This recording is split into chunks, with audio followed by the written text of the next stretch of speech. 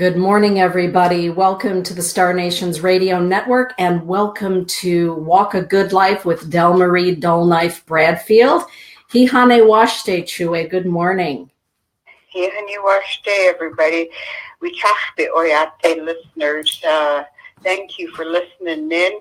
And today is going to be, we're going to talk about each upi, which means self-sacrifice. One of the 12, and this is the 11th virtue, the Lakotas and Dakotas. Mm-hmm.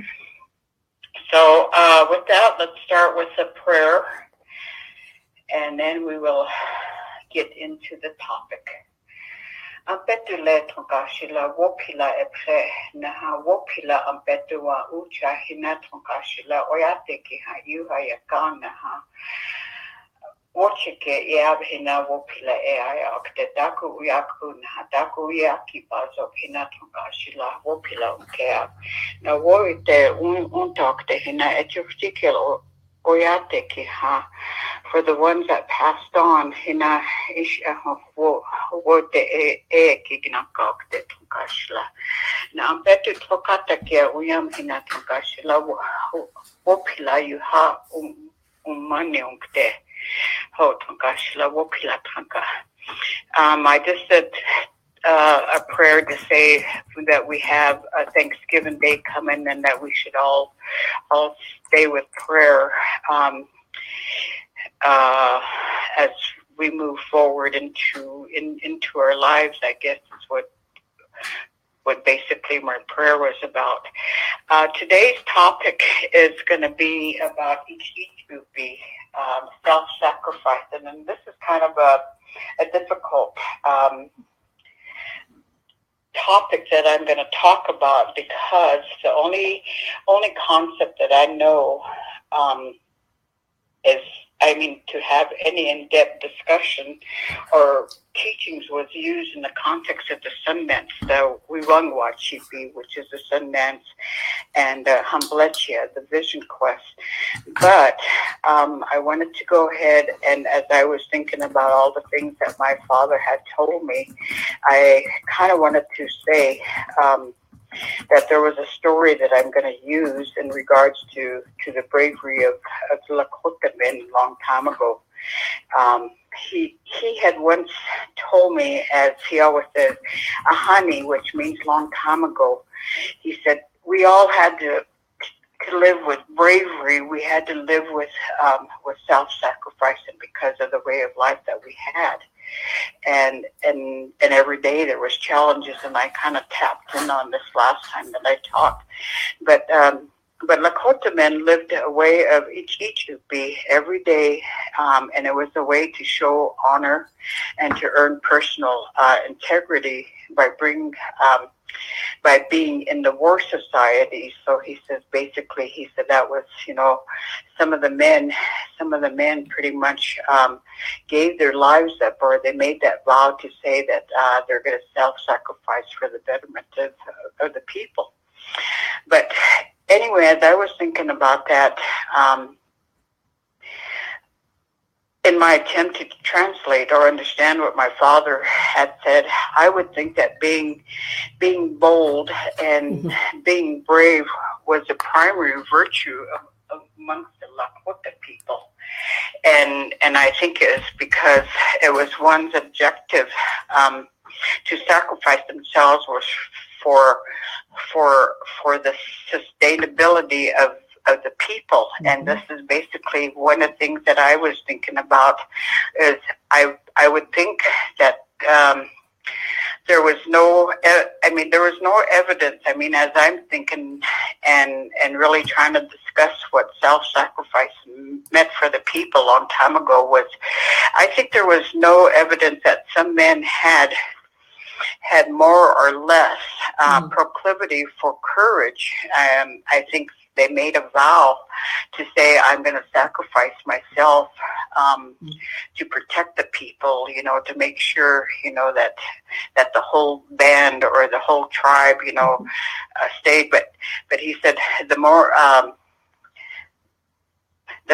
thought about it, was a tendency or the reason bolstering egos. And this is one of the things I had talked about, was we didn't know about ego in those times. But as I think about it, that was pretty much about ego too. Is they may not consciously be aware, but from what I gathered, the fierceness, the boldness was part of ego and self-sacrifice. I mean, for them to do the self-sacrificing. And anyway, so he said the way the life was in those days a long time ago, and he only talked about the men. But as I thought about it, I know that women did self-sacrificing because everybody had a job to do in the camp or in the band. And some of the women also self-sacrifice themselves to be midwives, or some of them self-sacrifice to say that I will not have, they didn't have any children, because they had a role to play to take care of the other women, or even to go pick to pick plants, the medicine that they pretty much needed. And so they all took a vow to do a role to keep the tribe or the band sustaining with life. But this was a difficult task, and the only thing that I know of self-sacrifice nowadays is, like I said, through our religious ceremonies, the sacrifices that people do when they make a vow. And from my understanding, at the Sundance, I'm not sure if anybody is aware of what happens, what the purpose of the Sundance is, but I was told that there was 4 purposes of Sundance, and it was a fulfillment. One of them was the fulfillment of a vow in return for favor of the Tunkashalas in a time of need or of distress. The second one is, when a person is sick, if they're ill or something that's happening, that they Sundance to be spared. The people, would dance, do the self-sacrificing for their loved ones so that they may be spared from the illnesses. The third one was to secure, I would probably say, to secure help, for someone to obtain aid for them, or to obtain aid for themselves. And the fourth one they always say is when people were seeking a vision when they're going to go Humblecha. That was one of the things that they had to do, was to send that. That's one of the I would probably say the protocols, to say that if you're seeking a vision, that you go through the Sundance 4 years, in many times, from what my father had said, was there was a lot of the self-sacrificing for people that wanted to understand the way of a medicine man, or to want to possess, to be a medicine man. This is what you had to do, was to do the vision quest 4 years in a row, and also to Sundance. So in my understanding of self-sacrifice, and that is still being done today through the Sundances. And it's a sad situation right now, just to realize that that even if the vows are taken for a person to do the self-sacrifice and then the Sundances, they don't walk the way that it used to be, that you walked with prayer for the rest of the time that you make this vow. However, the sad part of it is nowadays, it's just we become very spiritual, and just during the 4 days, I see people, Sundancing, but away from that time, then they fall off the red road again. I don't know if that's a good way of explaining. I'm not really sure. Denise, can you kind of help me out with this? Well, I agree with that. And,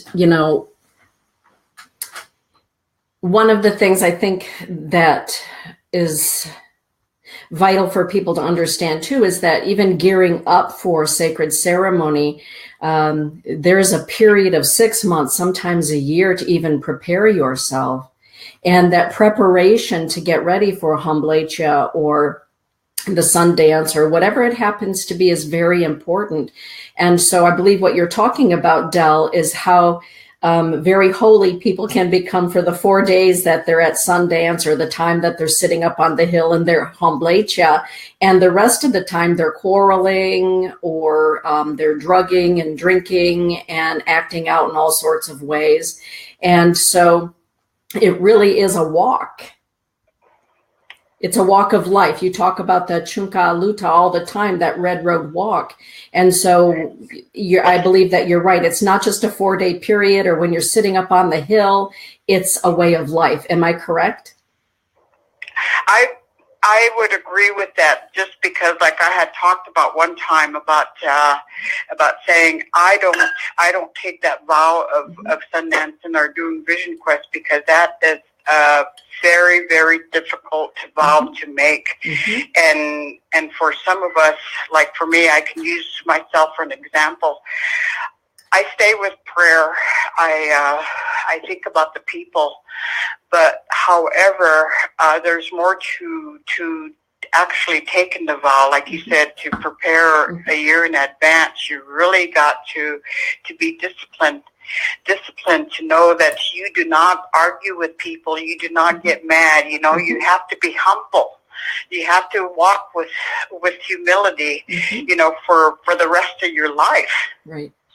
And that is basically the self-sacrificing that people don't understand nowadays. And of course, you know, is it something that's not taught? Because our way of life, the religious ceremonies and the true meaning of our ceremonies has been lost. It was taken away from us, so people really don't understand. And instead of teaching the young ones about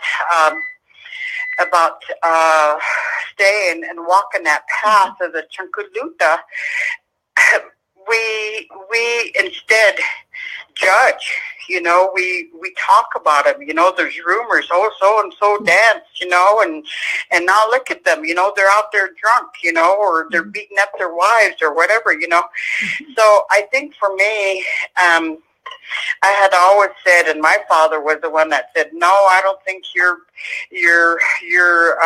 going to go ahead and do any of the Vision Quest or the Sundance. That's not meant for you." I guess he kind of knew my persona way in advance, because, like I said, you know, I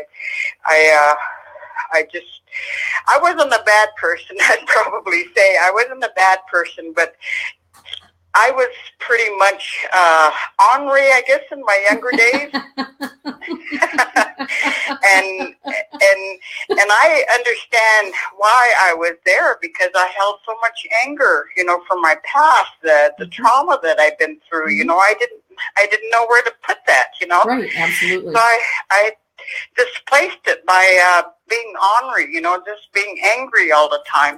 So I think he knew that I was not ready for that.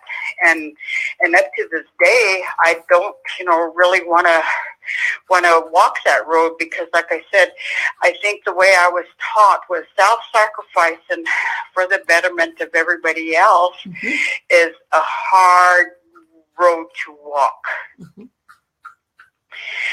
So in regards to anything else that I can say about self-sacrifice and myself, my internal or my moral obligation and my vows is to be of service. And you are. And I think in today's world, if we really think about it, and today life has changed so much in regards to staying with a vow of self-sacrificing. But every little thing that we do for our loved ones is basically we're sacrificing our time, you know, to be of service. You know, we have that servitude love, you know, because we have unconditional love for everybody. Right. There's no doubt about that. And I think, you know, that whether if we go through the ceremonies, the sun dance. I know Barbara has, and I know that she was probably instructed by the Tunkashilas, right. In regards to what she does. But I see her self-sacrificing every day. I mean, just like, for example, she should be up, trying to heal that leg, but she's on the go all the time. All the time. Mm-hmm. Yeah. And I say, for all the light workers out there, for everyone that helps people, you're sacrificing your time. Mm-hmm.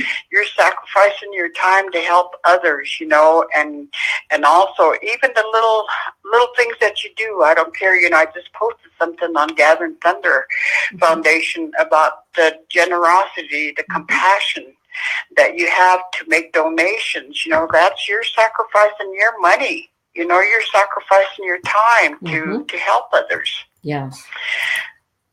So in regards to self-sacrifice, and think about it. I mean, I do my self-sacrificing every time I get in the car to drive in in the traffic, just because I got to go get food for my grandchildren when they're going to come. Right. There's a lot that goes into the ceremonies and preparing for all of that. Before the show started, you were talking to me about my Humblecha that's coming up. And, years ago, it was way back in 2009 or 2010 when Wakian told me that I needed to be put up on the hill. And it took me a year of preparation to be put up on that hill.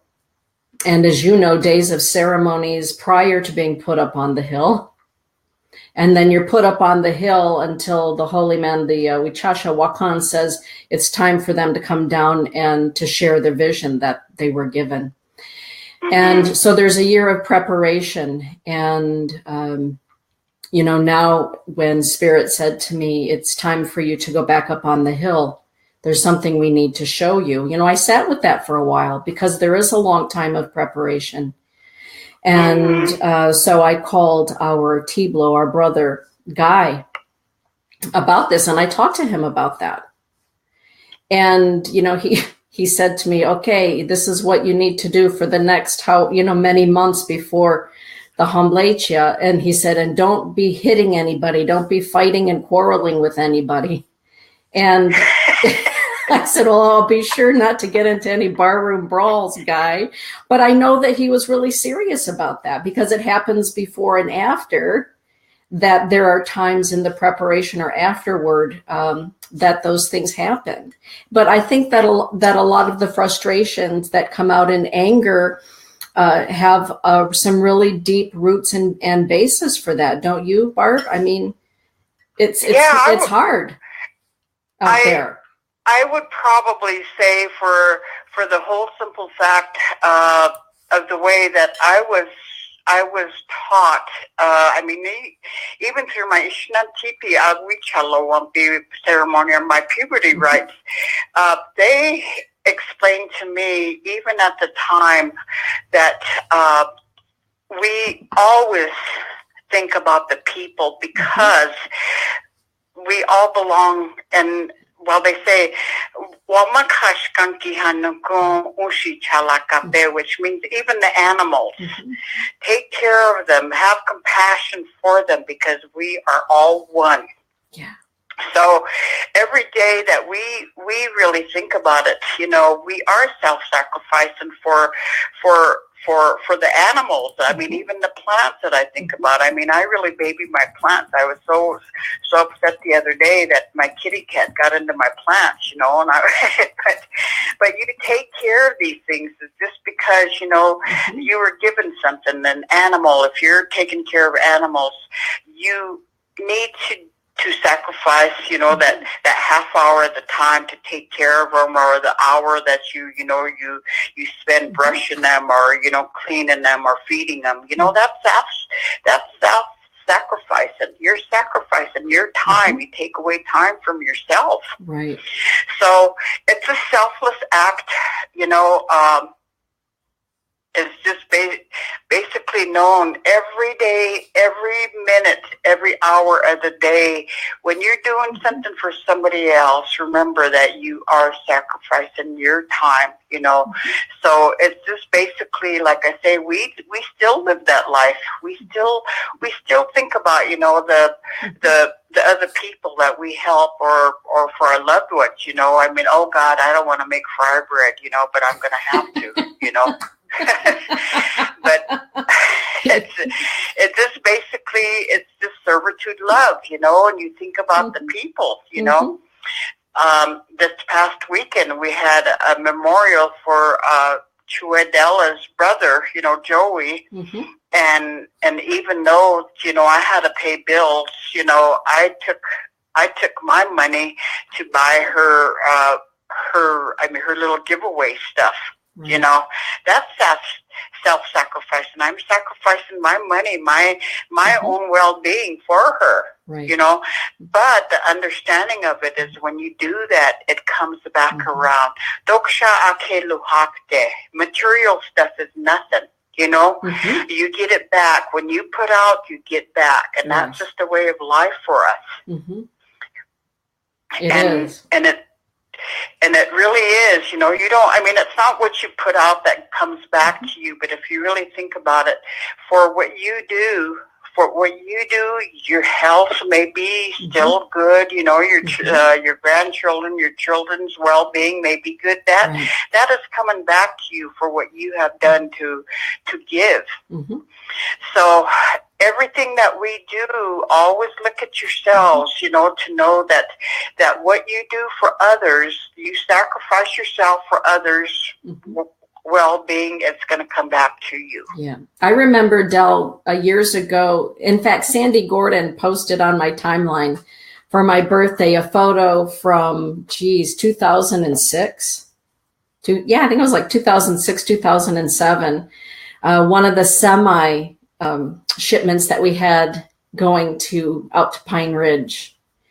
And I remember the owner of the trucking company, I was looking for a semi to haul everything. Harvey Gainey lives here in Grand Rapids. And I remember him saying to me, Denise, I will give you a semi, and I know that you're going to fill it because you can't outgive God. And I've never forgotten his words. And he said, ever since I was a little boy, I was taught you cannot outgive God. And so whatever you give out always comes back many, many, many times over. And so by blessing you with a semi and a semi driver, I know that in some way, shape, or form, the Creator will bless me in return. And that's not why I'm doing it. He said, actually, I get joy in seeing how it comes back to me. Because it comes back in many ways, doesn't it, Del? Oh, it does, you know. And the whole thing about what I wanted to say, too, is the water protectors. Yeah. I really had to, I mean, there were so many days. In fact, I still pray for them. You know, it's basically, they are sacrificing their time away from home. Yes. And they combat the bad weather when they were up there during the winter time, during the blizzards, you know, that they were still up there. Right. They have a conviction to know that I am sacrificing my time for the betterment of everybody because we are protecting the water, you know? Yeah. So we have to remember that everybody's job, everybody's duty or purpose on this life is pretty much, you know, when you're doing something for somebody else, you are sacrificing for the betterment of the whole. That's right.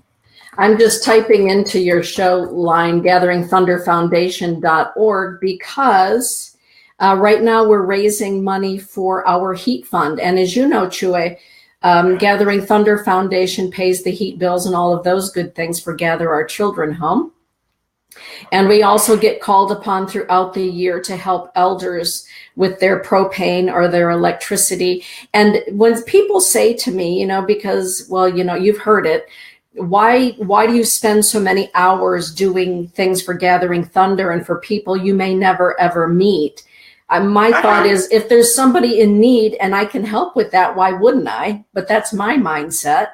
And the other thing that shocks people is when they find out that there are elders all across Turtle Island that sometimes freeze to death in their own home or in their car, which has become their home. Would you talk for just a couple minutes about the reality of that in Native America? Well, I would probably say the misconception foremost is to know that they put all tribes in a box. They generalize us, and to think that the government helps us. Yeah. Our tribes helps us, and that is not the case. In most cases, you have some of the tribes that are small populated, or the population is small, and maybe they have some royalties coming in, such as timber, water, the natural resources, or even the casinos, where they may be able to help. But for large land-based tribes, such as the Navajos, the Lakotas, Pine Ridge, Standing Rock, Rosebud,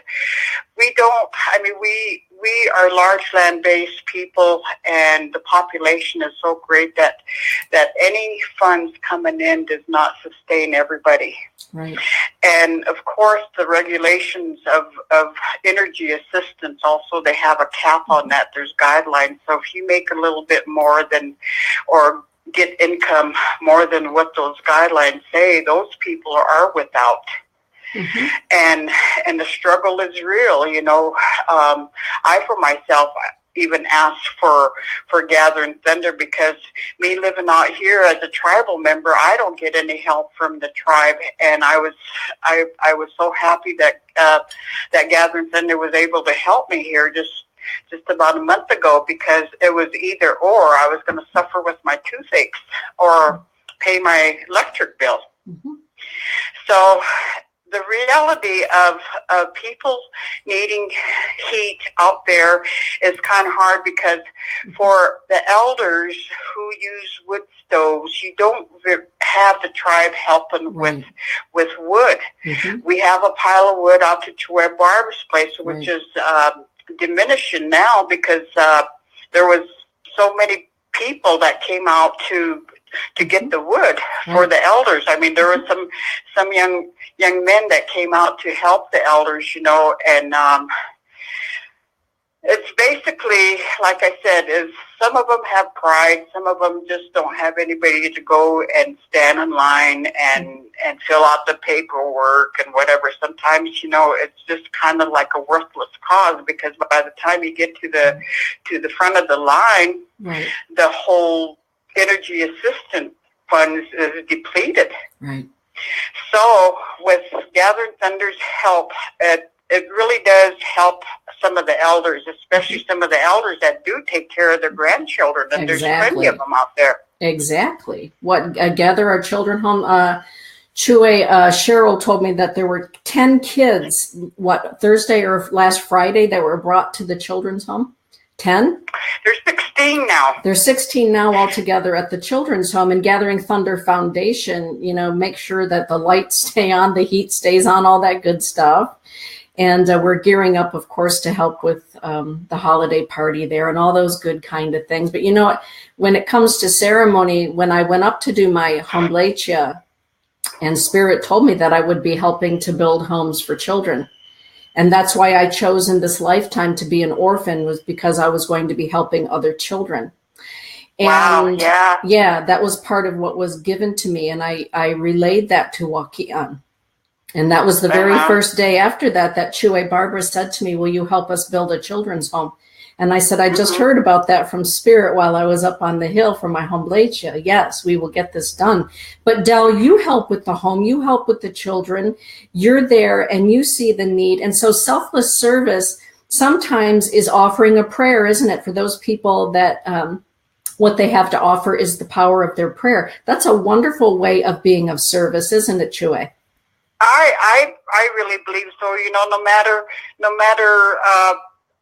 how long it takes, you know, I always say Tungashla takes care in the time when things are supposed to happen. Prayers probably slow, but it's not what we asked for. But it comes in due time. Yes. When it's meant to be. Aye. And for every $1, $5, or everything like that, sure helps. And I mean, I was just so happy when I saw David Sturkin, he's doing his little thing, and the proceeds are going to go, to Gather and Sender. He's seen the way people live on the reservation. Exactly. It's all about walking the red road. Chue, we're at the top of your hour, my love. I think we're at the top of the hour. We're past it, but self-sacrificing, you all do it. You all do it, because you have compassion. You have a big heart. That's right. And so I say wopila to all of you, and I wish you a good, happy Turkey Day. Wopila, Chue. Love you. And I love you too. Bye-bye. Bye-bye.